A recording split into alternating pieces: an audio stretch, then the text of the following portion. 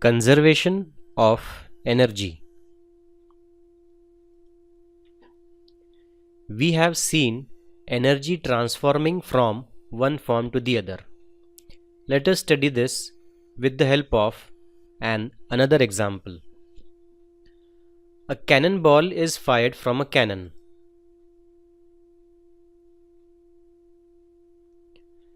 At the beginning, it has got chemical potential energy. This chemical potential energy is converted into mechanical energy, where in the starting, kinetic energy is more than the potential energy. When the ball reaches at this point, the height is more, so we get potential energy is more than kinetic energy. As it falls down, it loses its height and hence its potential energy, but it is gaining velocity.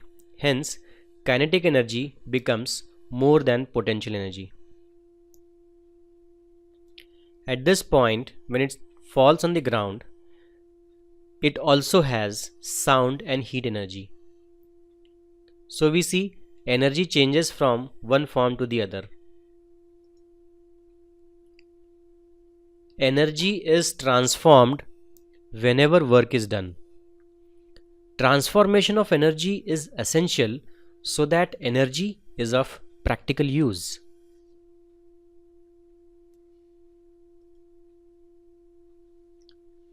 Like other laws of conservation, we have law of conservation of energy. Energy can neither be created nor be destroyed. It can only be transformed from one form to the other.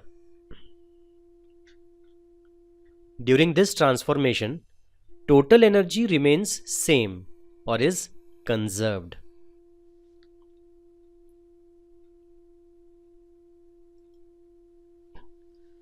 Let us see the example of conservation of energy using certain numerical values.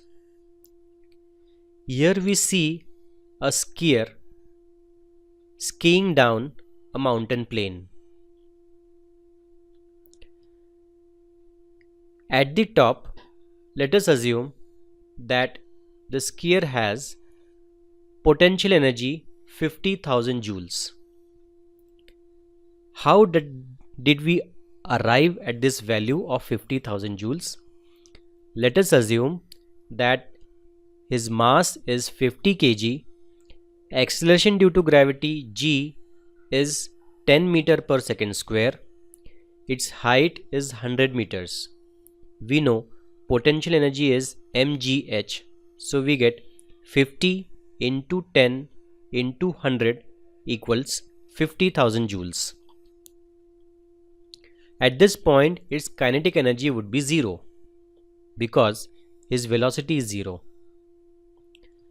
While sliding down, his kinetic energy goes on increasing and potential energy goes on decreasing. At the height of 60 meters, we can calculate that kinetic energy is 20,000 joules while potential energy is 30,000 joules. When it comes to a point of 30 meters, we can calculate that kinetic energy is 35,000 joules, potential energy is 15,000 joules, but the total mechanical energy is still, as in earlier two cases, 50,000 joules. Again, the skier rises to a height of 60 meters. We have already seen that kinetic energy at this height is 20,000 joules, while potential energy is 30,000 joules. The total mechanical energy still is 50,000 joules. When he ultimately lands on the ground, the kinetic energy is 50,000 joules, potential energy is 0 because the height is 0. So we see that total mechanical energy is 50,000 joules. entire potential energy has been converted to kinetic energy, and so energy is conserved.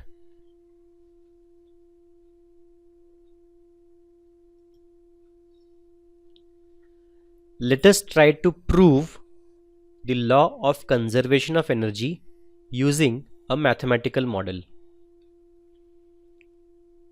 Here we see a ball which is at a height of h meters above the ground at point A.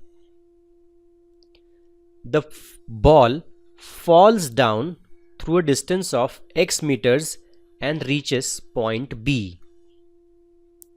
Thus, it is at a height of h minus x meters above the ground. Its position on the ground is position C. Let us calculate the total mechanical energies at point A, point B and point C. At A, since the body is at rest, velocity is 0, hence kinetic energy is 0. Potential energy we know is equal to mgh, mass into acceleration due to gravity into the height. That gives total energy is equal to 0 plus mgh equals to mgh.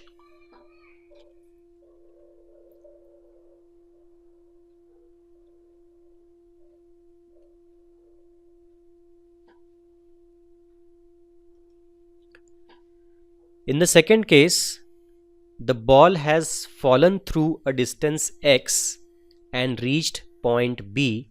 Thus, it is at a height of h minus x meters above the ground. Let us try to find out what is the kinetic energy at this point B. Kinetic energy is half mv square. I can write half into m into 2gx. Thus we get kinetic energy is equal to mgx. Now how did we get 2gx instead of v square? We know the third equation of motion, v square minus u square is equal to 2gx, where v is the final velocity, u is the initial velocity, g is acceleration due to gravity, and x is the distance covered. U is 0, x is the distance covered by the ball while traveling from A to B, so we get v square minus u square is equal to 2gx, or v square is equal to 2gx. That is what we have substituted 2 steps above. Half m into 2gx gives mgx. Now let us see the potential energy of this ball at point B. Potential energy is m into g into the height above the ground. At B, the height above the ground is h minus x. So potential energy is mg into bracket h minus x, or potential energy is equal to mgh minus mgx. So what would be the total energy? Kinetic energy plus potential energy.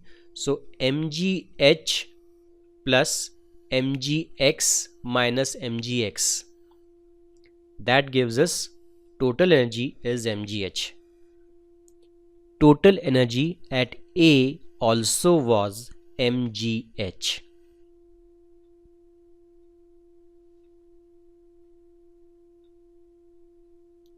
When the ball reaches point C, its height is 0. It has already covered a distance of h meters from A to C. Again, kinetic energy is half mv square. Let us find out the value of v square from the third equation of motion. V square minus u square is equal to 2gh because h is the distance covered. Since u is 0, v square is equal to 2gh. So we substitute 2gh instead of v square and we get kinetic energy is equal to mgh. The ball is on the ground, its height is 0, hence potential energy is 0. So total energy would be kinetic energy plus potential energy, that is mgh, plus 0, that is mgh. So we see that at all the 3 points A, B, C, the total energy contained by the ball is numerically equal to mgh. There has been a conversion of energy from potential to kinetic, but the total energy remains constant or it is conserved. The total energy, that is kinetic energy plus potential energy contained in the ball at any point during its fall is constant. Energy is transformed, but it is conserved.